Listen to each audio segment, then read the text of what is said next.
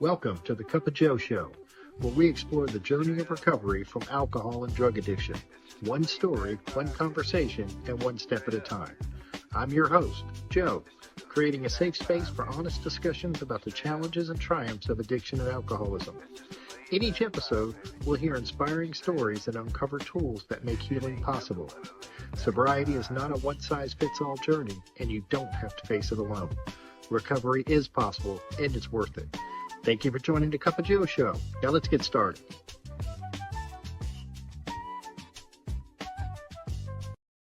Hey everybody, welcome back to the Cup of Joe Show. I'm your host, of course, Joe. And today I'm excited to have my guest, John C. John's been sober since October 1st, 2014. At 54, John is living proof of how recovery can open the door to new beginnings. Married since 2018, he's a proud stepdad, and even more, a deeply devoted dad to his daughter, whom he and his wife adopted at birth in 2019. A moment he'll never forget, especially when he was right there cutting the cord and bringing her home from the hospital. When he's not being bossed around by his very needy Aussie golden doodle, John is pursuing his passion of helping others in recovery. He's preparing to take his certified alcohol and drug counselor exam and has even gone back to school taking online college courses to deepen his impact. As for hobbies, John says his number one is simply being a dad. I think that's a pretty great hobby, and he wears that title with pride. So grab a cup of coffee, settle in, and let's get into it. How you doing today, John? I'm doing great. How about yourself?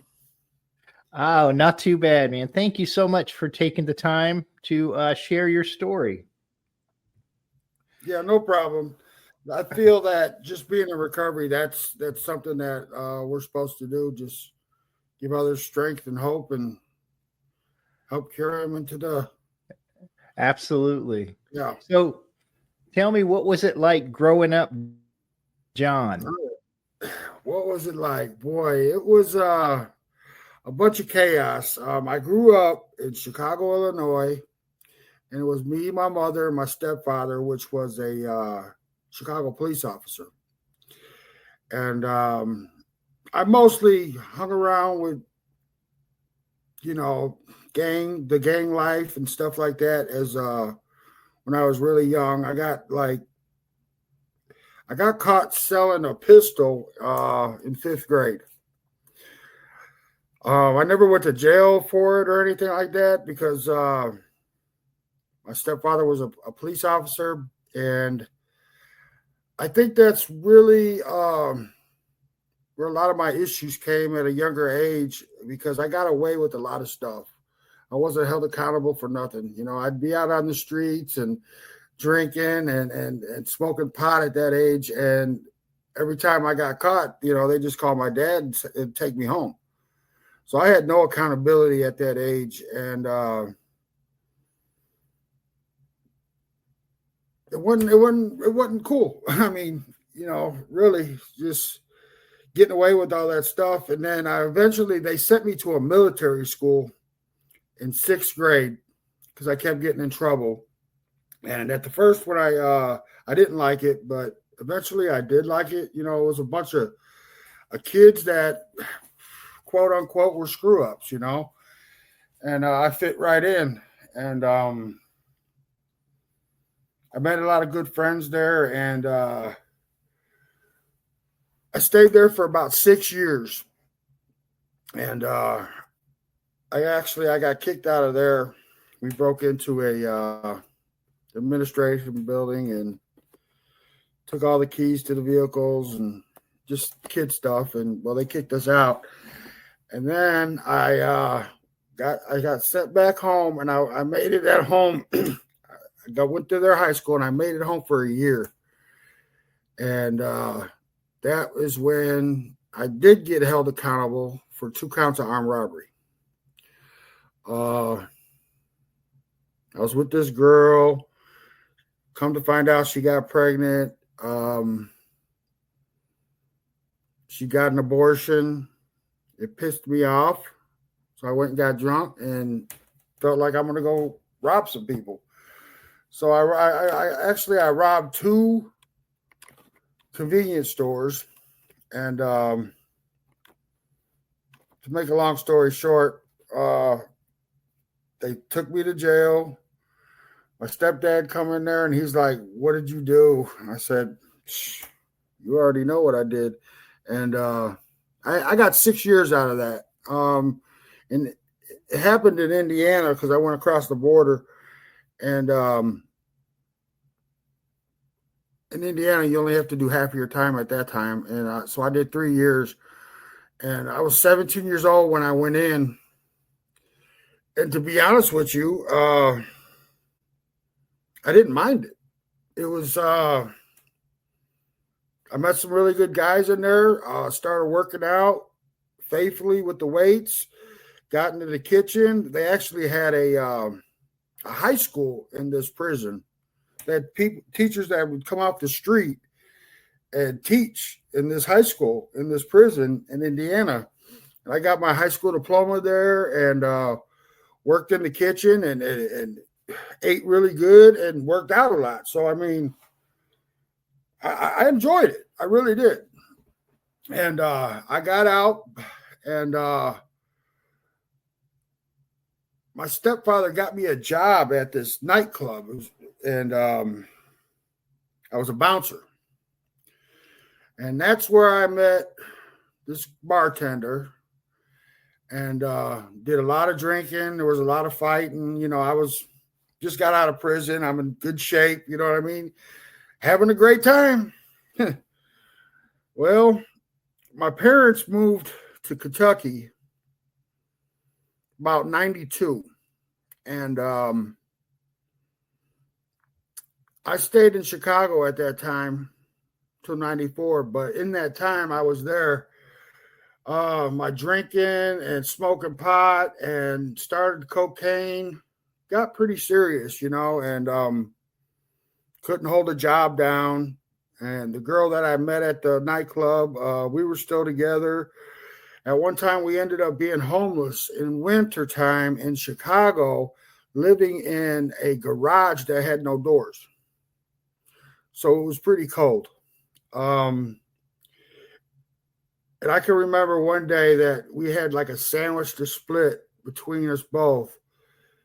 And we were, at that point in time in our life, we've never been any closer. You know what I mean? Just living like that. But it was horrible. But eventually we moved to Kentucky. We both got good, decent jobs, you know what I mean? And started living a good life.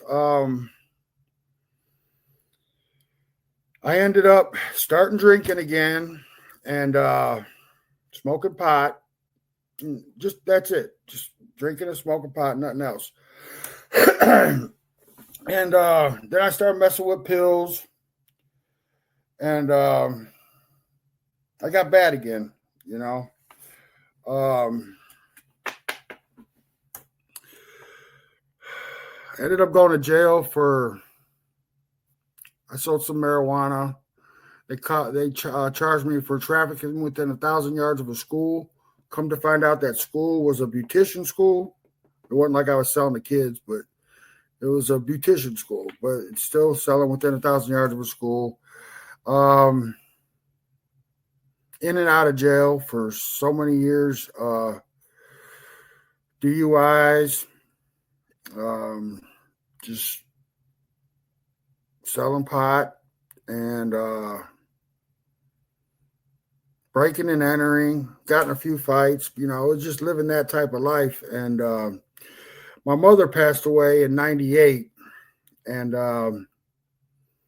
that's when the first time I tried to take my life with pills.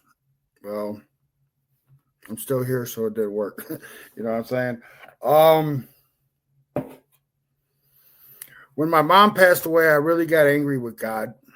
I mean, I've said some really bad things to him. It was horrible. Me and that girl I was with, eventually we broke up. And I met this other lady. Her name's Michelle. She's my wife today. She was so naive about the drug life. I was with her 9 months before it came to the point where she realized I was doing methamphetamines. I would sit there, and at nighttime I would clean the house.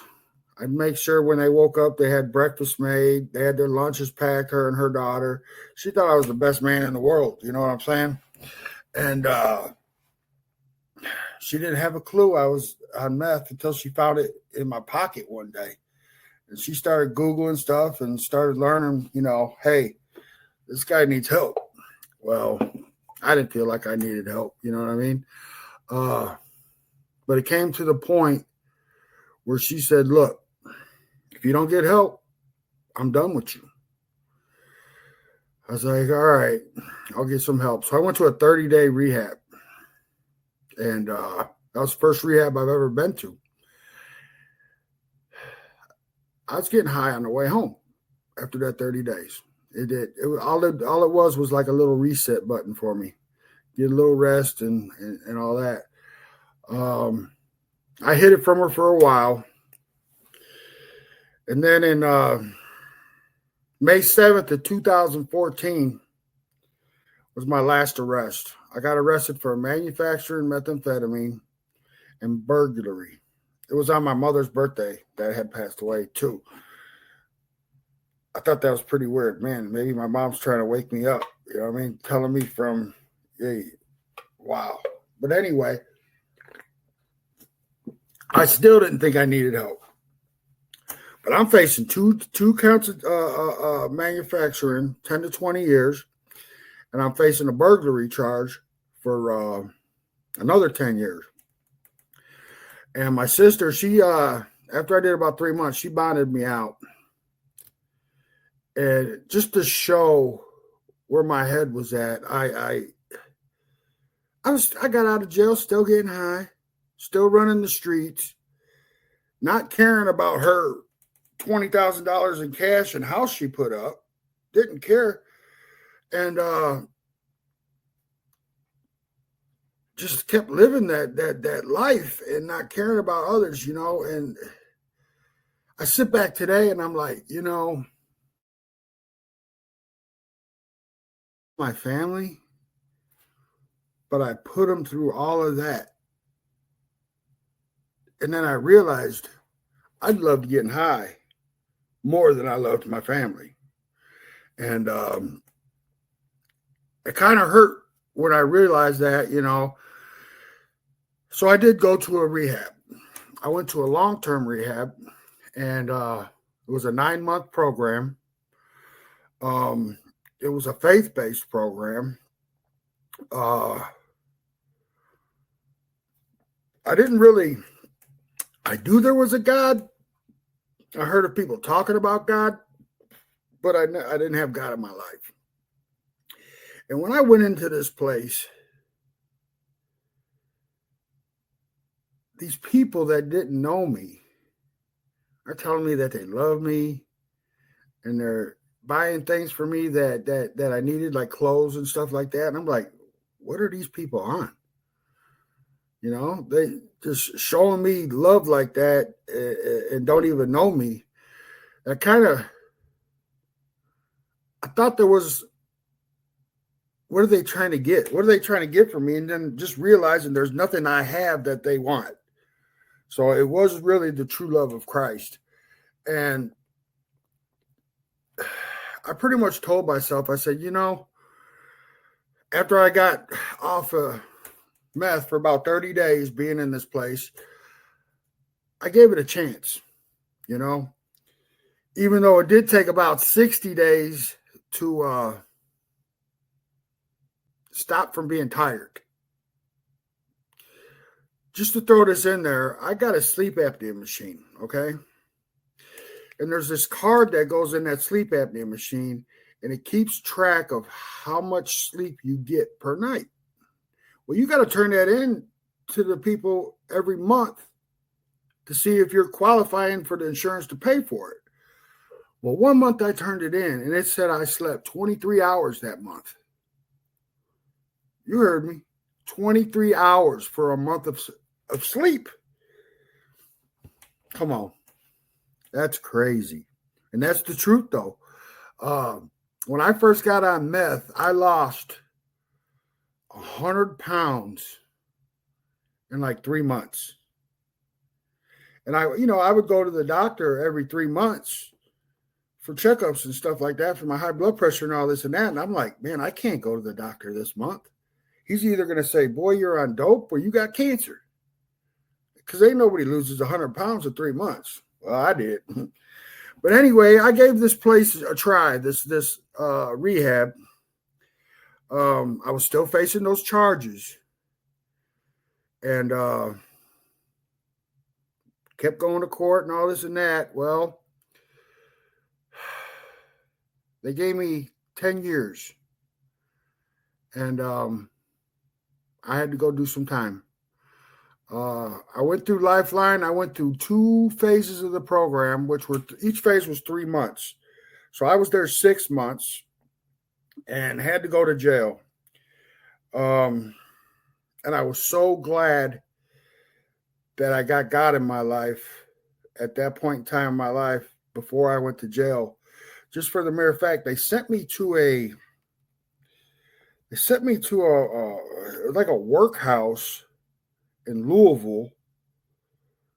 And as a state inmate, and there was 3 floors, and I can remember my first day carrying my stuff up to these 3 floors, and there was these 2 other inmates arguing about, you just broke my needle. They're shooting up needle. I'm like, wow, what kind of place did they send me to? I've been clean for a little over 6 months, got God in my life, and you're going to throw all this in my face? Well, I stayed clean, thank the Lord.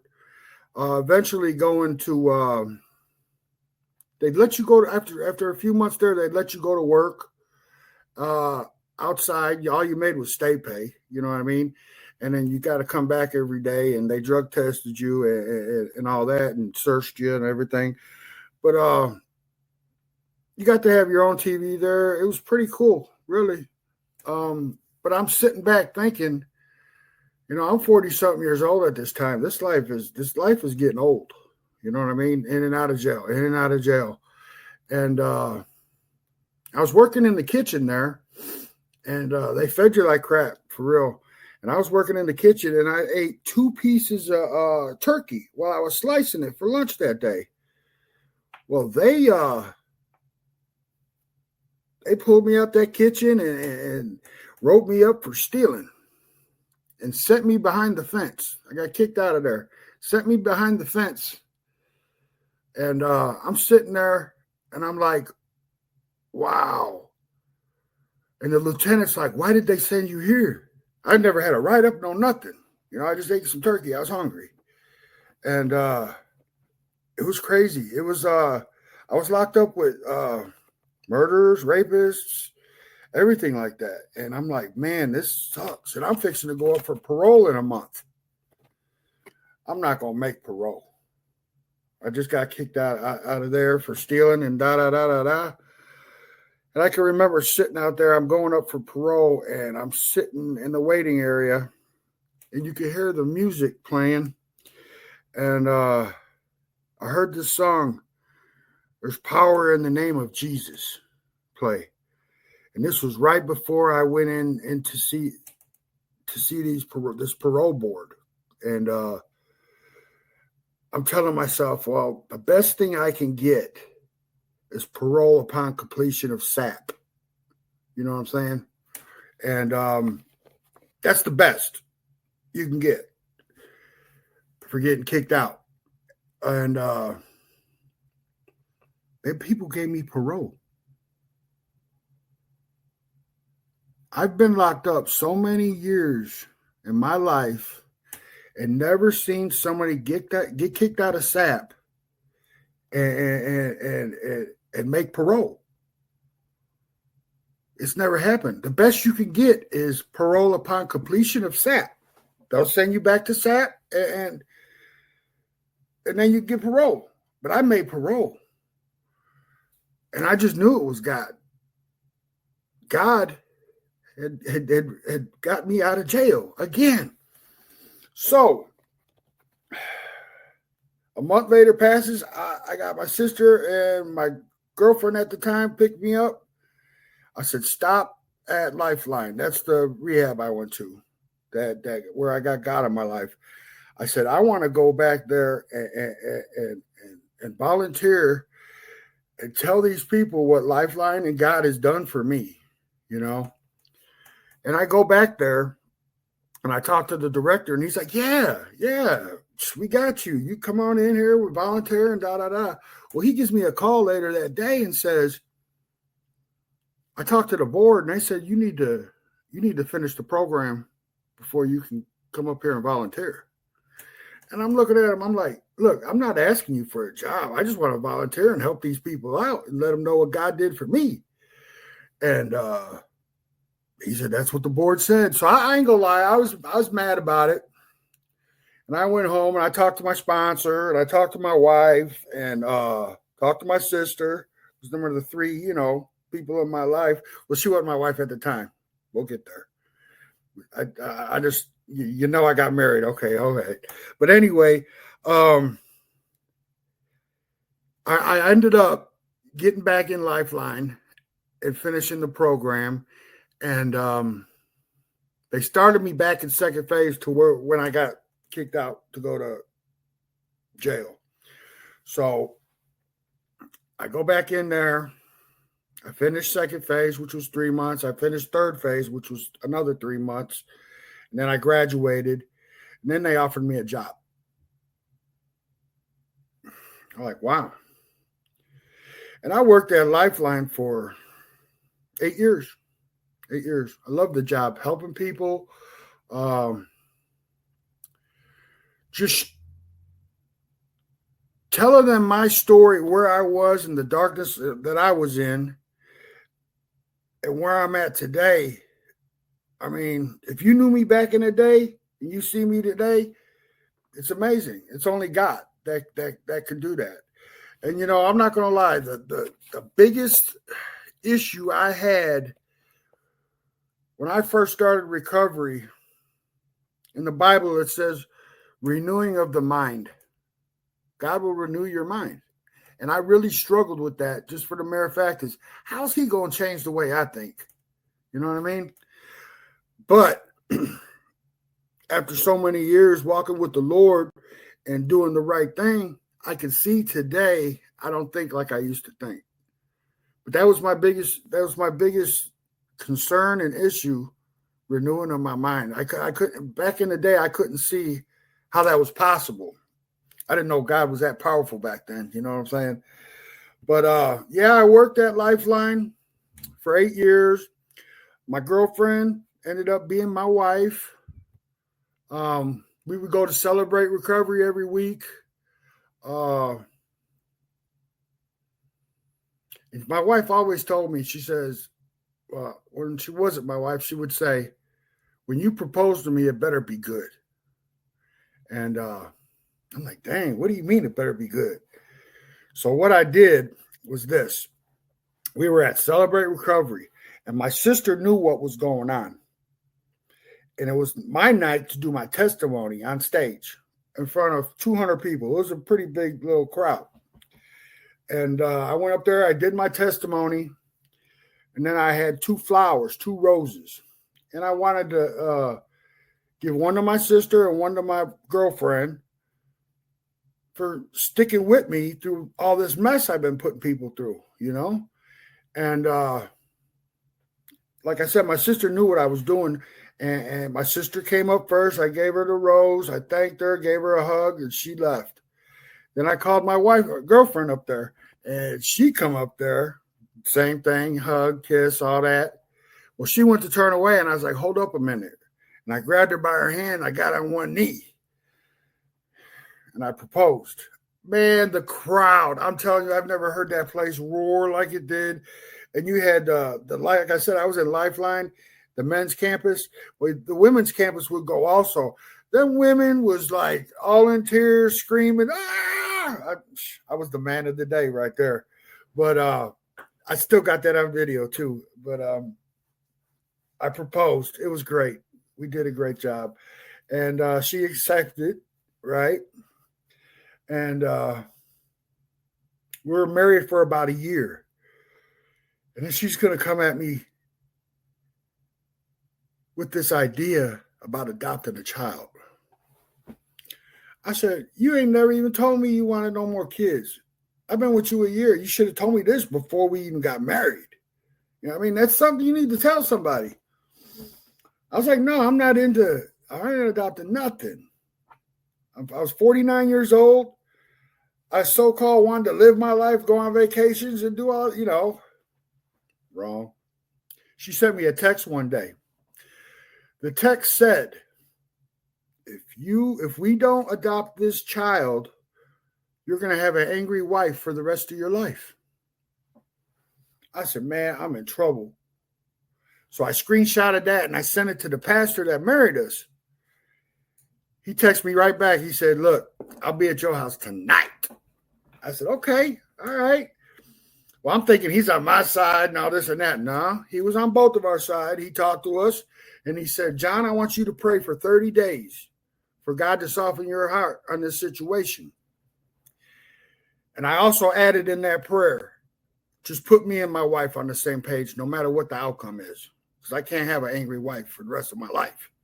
That ain't going to work. Well, as you heard in the introduction, we adopted that child. I love it.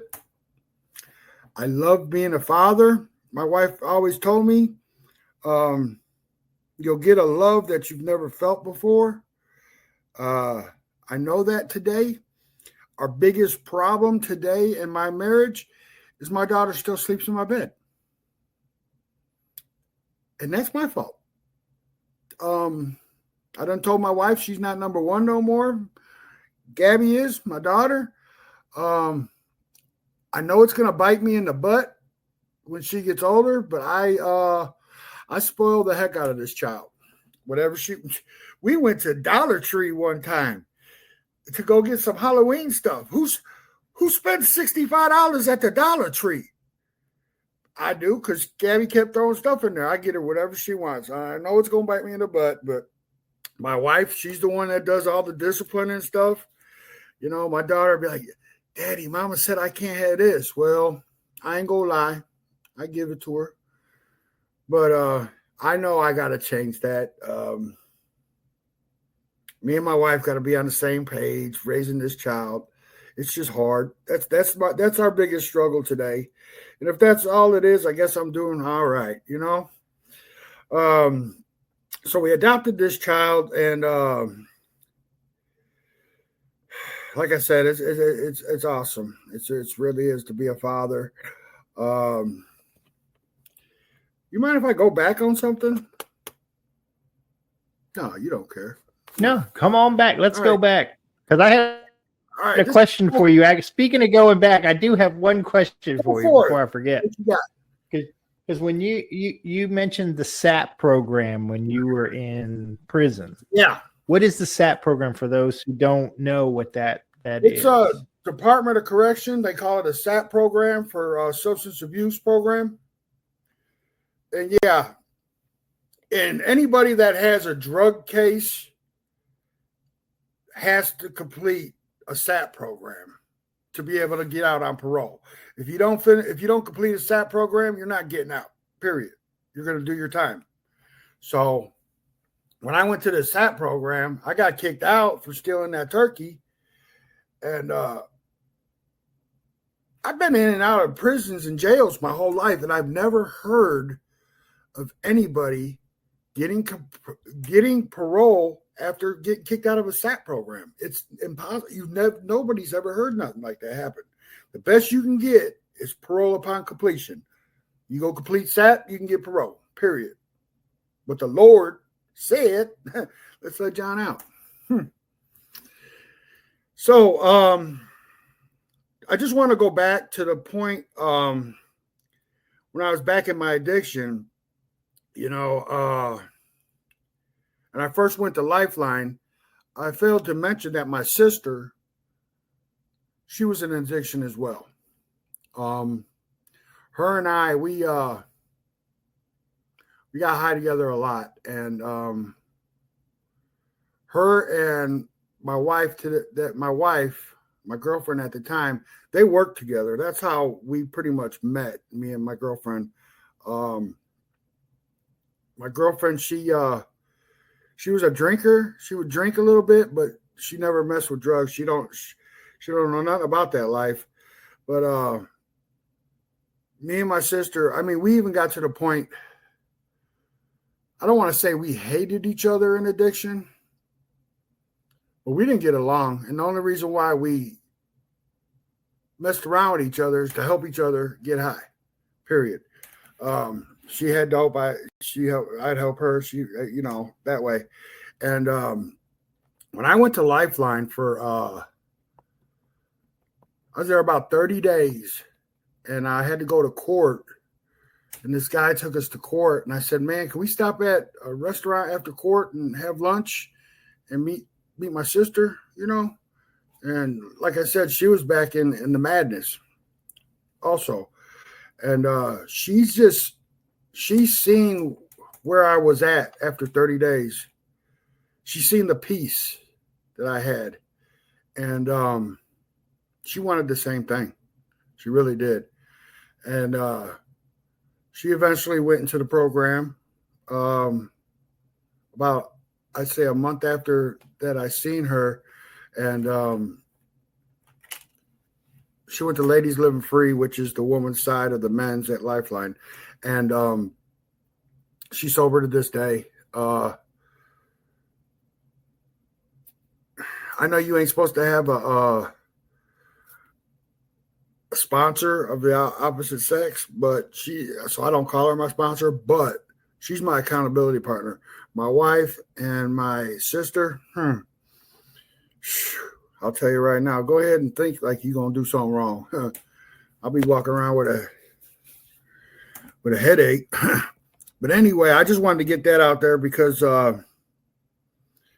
she's still sober to this day as well. And what's amazing is the domino effect of what happens when somebody gets sober.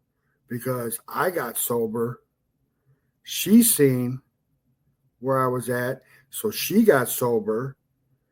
Then her husband, he went into the program and he got sober. And then eventually, like my sister's best friend at the time, she seen Lisa get sober and she got sober. And who knows how far that goes? That domino effect of just one person getting God in their life and getting sober. How many people it affects? It's just amazing. And I just love it. I love it. That's why I worked at Lifeline. I love the job, having people coming in broken and no hope. And because when I went in there, when I went into Lifeline, I didn't feel I needed help. You know what I mean? I went in there because I was fixing to get kicked out on the street because my girl was tired of the crap I put her through, and I'm fixing to go do 20 years in prison. What do I got to lose? So I went in there. I went in there for the wrong reasons, but, God had a different plan for me. And it was a very rewarding job to see people come in all broken and then end up doing great. Yeah, you got them here and here that relapse and stuff like that, but guess what? It's not how many times you fall, it's how many times you get back up. And that was my best and favorite job I've ever had in my life. Where are we at now? Okay. So like I said, I worked at Lifeline for about 8 years, and then I didn't like where the place was going, period.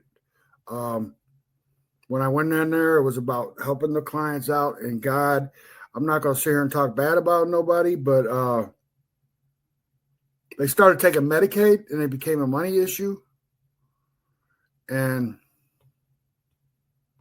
I just didn't agree with some of the things. So I had left, and I went to another place, and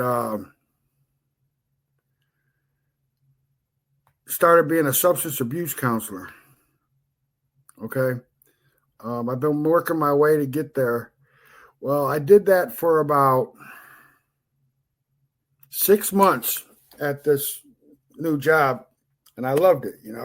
We teach. I worked with the IOP groups, 3.5 hours a group, 3 days a week. That's a beast. And then I would do individual. Hey, John, tell people what IOP is for those who don't know if they're listening.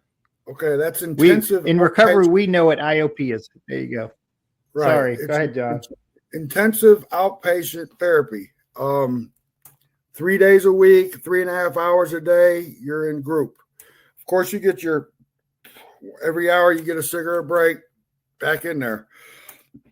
And then I was doing individual sessions with clients.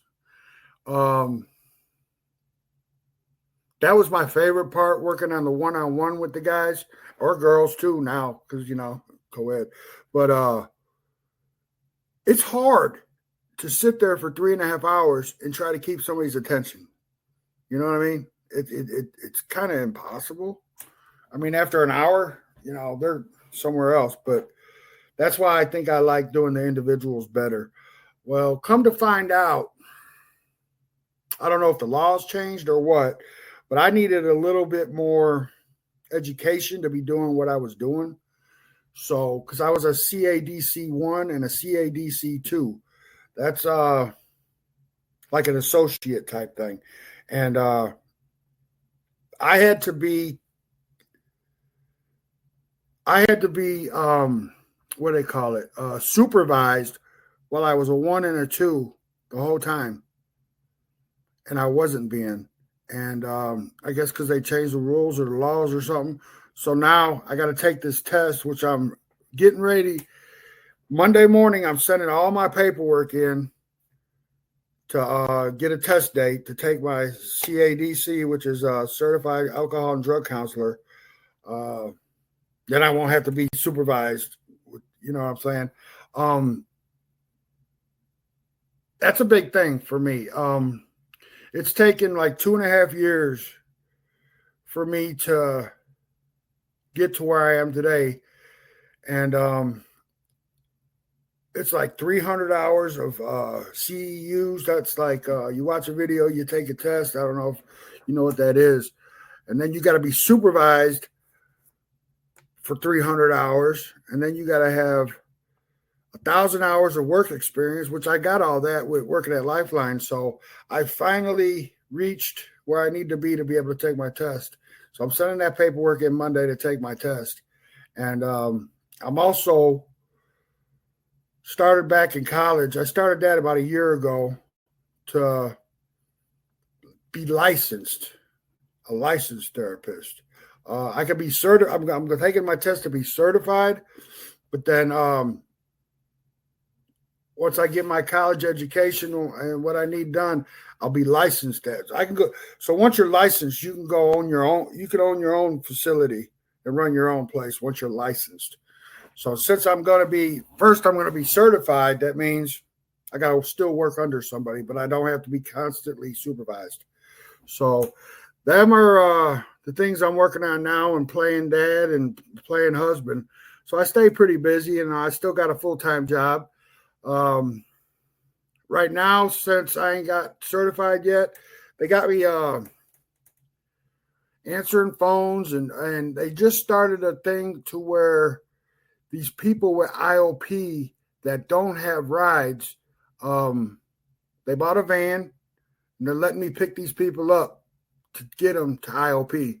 I'm really enjoying that because now I'm back with talking to these guys and sharing my story with them, and it's just awesome. I do want to say, you have your outpatient therapy people, and then you have your inpatient therapy people. And I've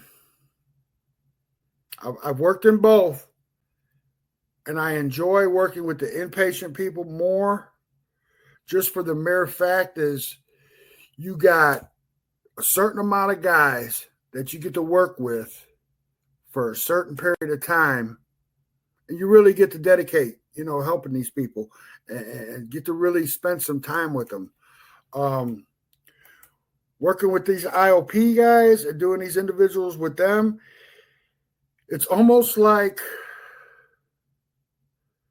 working with it's like cattle. I don't know if them are the right words, but they're coming in, they're going out. They're coming in, they're going out. And it's like you really can't spend no time with them. If I got an hour with this guy today, and I'm only getting an hour with this guy on individuals a month, I really can't really help that person. But while you're doing in treatment, you seen these guys every day for 30, 60, 90 days. And that's more where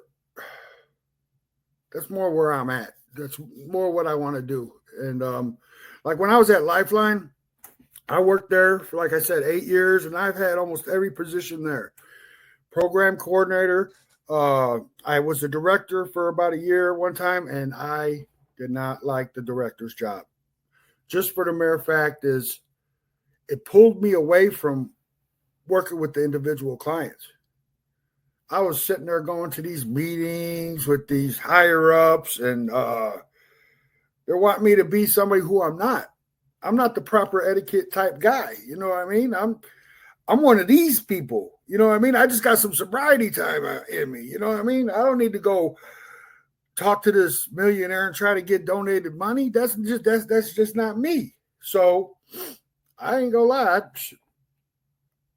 Put me down back to where I was at. That's just not where I want to be. I can't help nobody this way. And my biggest thing is, from where I was at to where I'm at today, I've even had people ask me, John, were you ever in addiction? Are you serious? Sit down. Let's talk about this. Yeah, I was the ugliest person. Man, if I dealt with you back in the day, the only reason why I was dealing with you is because I was trying to get something out of you. Money, dope, something. You know what I mean? And today, if I deal with you, it's all out of love from Jesus Christ, period. Did you say you had a question? I always have questions, John. Oh, okay. I did have a comment because you mentioned IOP and it kind of how it can be. You don't get as much one-on-one time with people, right. And it's harder. But I wanted to mention this because I think it's important too, maybe for you and for anybody listening. My first introduction to recovery was through an IOP program. Really? And I will tell you, I didn't go in there for the right reasons. Well, I went in there for the reasons that I had, but the seed was planted. Right. I may not have gotten sober. I may not have recovered, but the seed was definitely planted. And it, I think about that looking and they say you have, you get a belly full of beer and a head full of recovery, right. You're in a world of hurt. That was the first experience I had with that, so I think that work's important. I know it may not be right. long-term where you want to end up, and I get that, but I just wanted you to know that what you're doing, John, is you are planting seeds, and you, even if probably the least likely people you think you're helping, you may be planting the seed that will save their life down the road. Right. And I think that's so important. And I think it's admirable that you are in that field. So thank you for that. Thank you. That's what I want to say. All right. Yeah, I see that. But like I said, I worked at Lifeline for like 8 years, and the structure of the place was awesome, and 90% of the clients that we got for Lifeline was actually straight out of jail. I would throughout the week, I would go to the jails and interview some of these guys to come into the program, and when they're faced with, if you don't finish this program, you're going back to jail. When you got that over your head, you're really going to push a little bit harder to do right. You know what I'm saying? Than somebody out there on the street going to IOP. And it's just structured different, and it's just something I was used to. Down the road, when I do get certified and stuff, I probably would like to do it in treatment, work it in treatment, because I think that's where my heart's at. But like you said, if I'm stuck with doing what I'm doing now, I guess that's probably what God wants me to do, and keep planting them seeds, for real. The in treatment program, it's just amazing. Like the mere fact is, when I said is, you see them coming in broken, and then when they're done, you can see the light of Christ in their eyes, and it's so rewarding. You can't buy that at Walmart. You know what I'm saying? It's just a beautiful thing. So that's where I'm at today, Yeah. How has your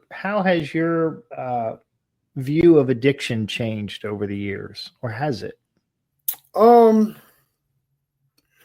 Back in the day, my saying was, a sober day is a bad day.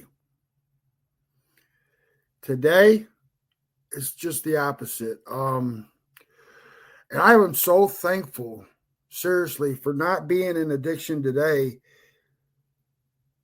because I don't think I would be alive. The way that things are today with the fentanyl and everything like that, you don't know what you're buying. I mean, even if you go buy marijuana, you don't know what you're buying.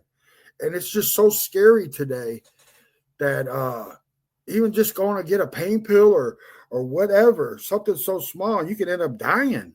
I mean, I'm just like I said, I'm just so thankful not being in addiction today, because it's so much more dangerous, for real. Like back in the day, I didn't think I had a problem. It's just amazing. I sit back and I look and I'm like, how did I think that way? I was so lost, It's just amazing how powerful addiction is. It controls everything. The way you think, the way you move, the way you do everything. And like I ask guys, do you love your family? Who do you love most in your life? And they're all talking about, I love my daughter, I love my wife. And I'm like, let me share this with you. That's a lie. You love that addiction more. You love that drug more, because you're choosing that before them, And when you tell it to somebody that way, you can see it like, man, he's right. You know what I mean? And you just got to look at it a different way, period.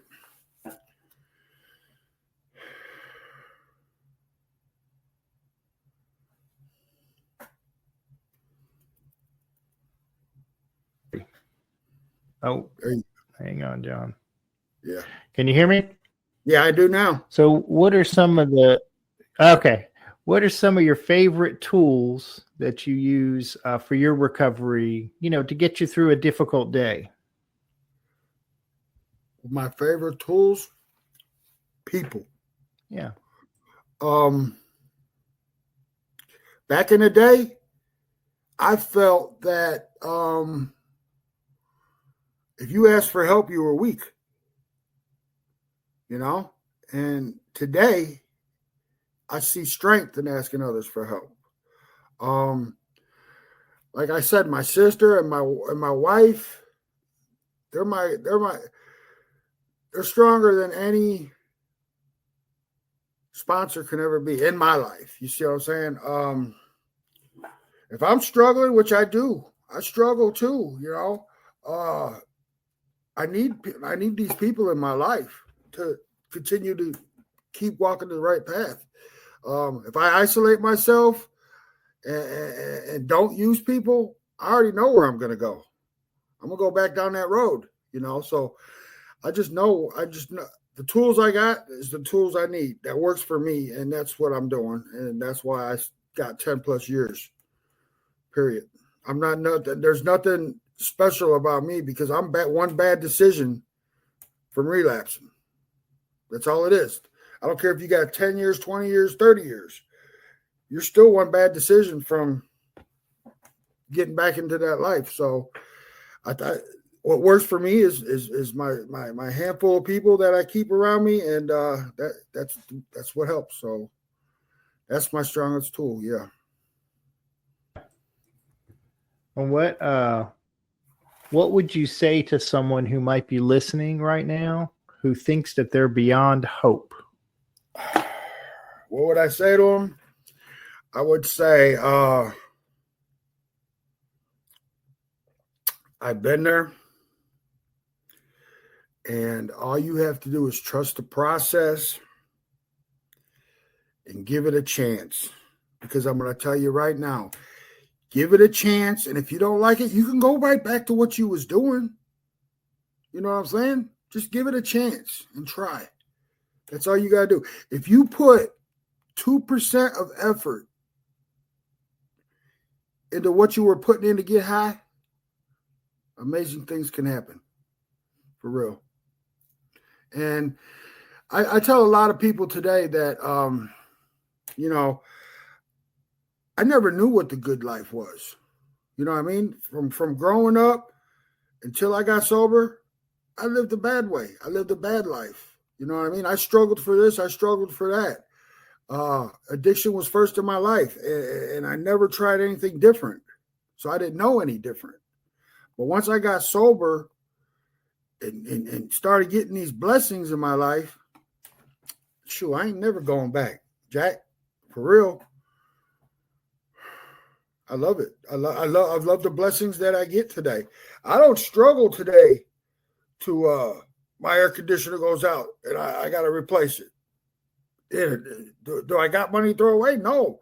But today I got, you know what I mean? I don't have to ask mommy, daddy for help. I'm a responsible adult today.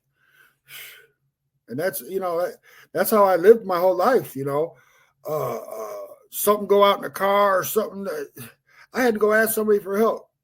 And today I'm more responsible and able. Today I can go get a loan. I got good credit today. Yeah, I'm in the 7-somethings. Yeah, I got the score of 7-something. I own a home today. I own a home. I'm paying.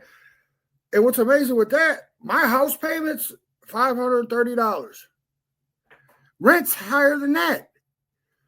You know what I'm saying? For real. Yeah, I pay $530 a month for my house payment. It's only a 2-bedroom, 1-bath house. It's all we need. But you ain't going to find a place to rent cheaper than that. Hello.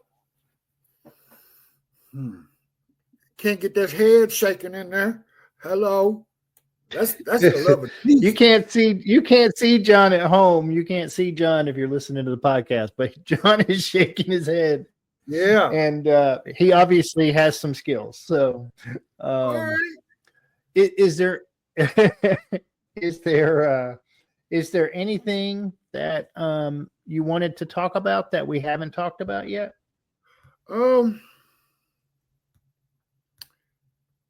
No,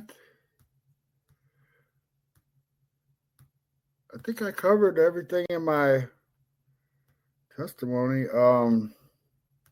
I do have this one thing I had written I wanted to say at the end.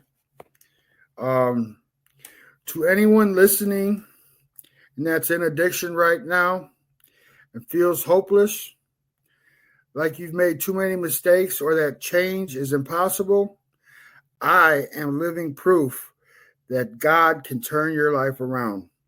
No matter how far you have fallen, there is always a way back. Your past does not define your future. God can restore what's broken, heal the pain, and give you a new purpose. Hold on, surrender to Him, and take the first step. Freedom, joy, and life, and full of hope, are waiting for you.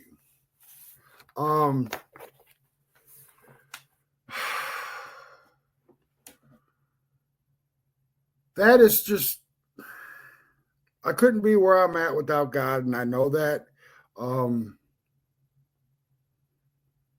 and that's something that keeps me doing the right thing, having integrity today, um, getting the different jobs that I've had. It really, it kind of shocked me when they started giving me combinations to the safe. You know what I mean? And that just tells me I got integrity today.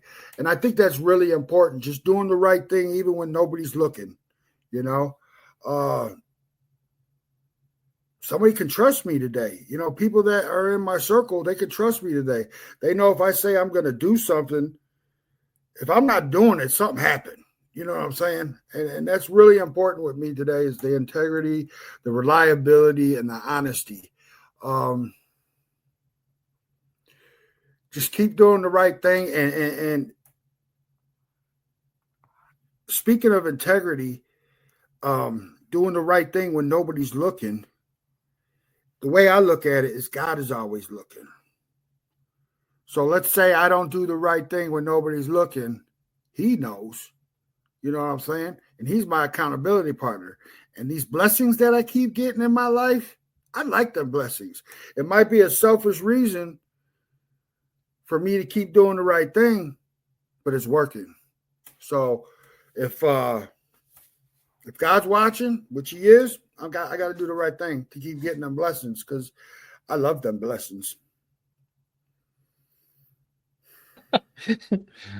Blessings are a good thing, and thank you for sharing your story, John. And I think you've got an amazing you're an amazing example of what God and recovery can do for someone. So thank you for sharing your story today. But I can't let you go without doing our rapid fire questions, John. All right, Dan. So no pressure. All right. I feel a little pressure though. Don't feel the pressure, John. Don't do it to yourself. All right. Are you ready, sir? Yes, sir. What is your favorite recovery slogan? I would say progress, not perfection. What is your least? Oh, go ahead. Go ahead, John. Nope, go ahead. I was just going to say, just keep going forward. You know, I mentioned it earlier. It's not how many times you fall; it's how many times you get back up. Don't quit. So, what is your least favorite recovery slogan? Let's go with fake it till you make it. I really believe that having a good foundation is important to your future. And if you're faking it till you make it, and something happens and you get to struggling, you don't have that foundation to keep you up. You see what I'm saying? So, yeah, fake it till you make it. That's my least favorite. What do you think is your sobriety superpower? My sobriety superpower? Well, after I got that COVID injection thing, I was able to start seeing at night. I had night vision. See, now you think I'm crazy. I figure I'd throw a little joke in there. No, I'd say my sobriety superpower was integrity, honesty, and reliability. Yeah, I'm a fool. You got me, John. You got me, John. Yeah, you did get me. All right. If you could say one thing to your former self, what would it be? You don't have to do it alone. Ask for help. That's one thing that I struggled with because I thought asking for help made you a weak person. And that's something I had to work through to change that way of thinking. So, you don't have to do it alone. What song do you play to lift your spirits when you need a boost? Uh, I wouldn't say a particular song, but I listen to a lot of K-Love. That's the modern Christian music out here, like Crowder and stuff. Um, I've seen him in concert personally, and it's probably the best one I've ever been to. Anything with Crowder. If you could grant yourself one wish to help with your recovery, what would it be? One wish to help with myself.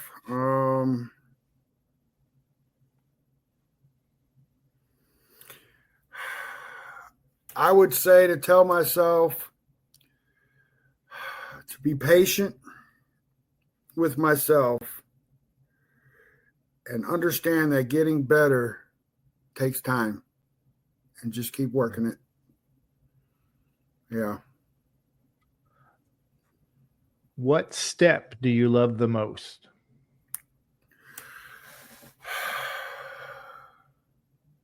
Number 12, helping others. I mean, I think that's what gets me. That's what helps me. And that's what keeps me driving forward. I love helping others, for real. Helping others that really want it. You know, when you go helping somebody that they tricked you, you know what I'm saying? That gets under me, my skin really bad, because I give my whole heart to helping somebody. And if you're just doing it just to get something, like whatever, oh yeah, that hurts my feelings. But yeah, just helping somebody, man, and watching them grow. Step 12. I love it. What step do you love the least? The step the one I could say that the least favorite is I struggled with the making amends. Just doing that step, it really brought up a lot of pain. I'm not saying it wasn't important, but I at least liked it because it got me in my feelings, And getting in recovery, that's one of the things that you get back is your feelings, And just bringing that up, I just want to say that's another thing I struggled with. Somebody would say, what do you like to do for fun? And I'm early in recovery. What do I like to do? I don't have a clue. I've been getting high my whole life since I was in Pampers. I don't know what I like to do for fun. So I had to learn just like everything, pretty much everything. I had to learn everything all over again as a sober person. I mean, I'm glad I knew how to walk. But yeah. Amen. Yeah. What is one of your favorite movies? One of my favorite movies, I Am Sam. Nice. You know it? Yeah. I don't know. And then yep. Like Forrest Gump, I don't know what it is about somebody with, life's hard enough as it is. And to get through life with any type of a disability and you keep moving forward, it's just so inspiring to me, I would say. So, yeah, like Forrest Gump, that was a good, that type of movies. Yeah. Yeah. Life is tough. And then if you got a disability and you still tromping it, hey, my hat's off to you. For real. Yeah. And finally, if heaven exists, what would you like to hear God say when you arrive at the pearly gates? What would I like God to say?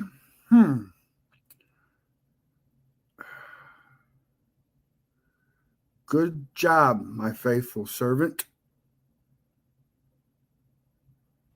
Welcome. Well, John, welcome to Fantasy Island.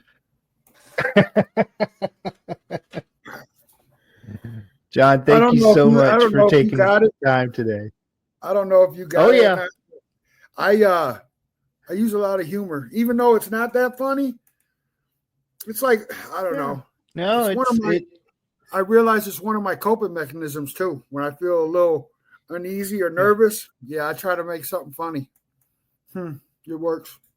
You've got a great sense of humor, and I think it's important to know rule number 62 for those who don't know. That is the don't take ourselves too seriously, which is really important. Amen. I agree. Thank you, John, for taking the time today and for sharing your story and sharing about your passion for drug addiction and counseling. I think it's such an important role, and thank you for doing it, and thank you for being here, sir. You're welcome. And for those of you listening at home, please subscribe to our friends at the dailyponderables.com, your recovery source for inspiration and encouragement every day. A new episode of The Cup of Joe Show is released every Thursday at noon. Visit thecupofjoeshow.net, or you can listen to the show on your favorite podcast apps, Podbean, Apple, Spotify, YouTube, and others. Just search for The Cup of Joe Show. Don't forget the. Like, follow, subscribe, and share, because somebody out there needs to hear this today. Have a good Baby. We hope you enjoyed today's Experience, Strength, and Hope. We are so grateful you decided to join us. Please share this episode with someone who might need it. Also, don't forget to like and subscribe. Remember, no matter where you are in your recovery journey, you are not alone. Reach up and reach out to someone. Please do not suffer in silence. Until next time, let's take it 1 minute, 1 hour, and 1 day at a time. Thanks for listening to The Cup of Joe Show.